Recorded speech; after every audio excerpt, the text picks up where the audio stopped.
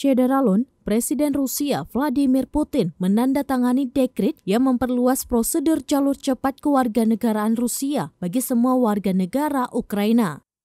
Melansir dari Al Jazeera, saat ini hanya penduduk wilayah Republik Rakyat Donetsk atau DPR dan Republik Rakyat Luhansk atau LPR di Ukraina Timur serta wilayah penduduk Rusia lainnya yaitu Kherson dan Zaporizhia yang memenuhi syarat untuk prosedur yang disederhanakan agar menjadi warga Rusia. Prosedur ini pertama kali diperkenalkan untuk penduduk Donetsk dan Luhansk pada tahun 2019. Sementara itu, antara tahun 2019 hingga tahun ini, lebih dari 720.000 penduduk di dua wilayah tersebut atau sekitar 18% dari populasinya telah menerima paspor Rusia. Pada akhir Mei lalu, prosedur ini juga ditawarkan kepada penduduk wilayah Zaporizhia dan Kherson. Kemudian pada bulan lalu, paspor Rusia dilaporkan telah dibagikan di dua wilayah tersebut.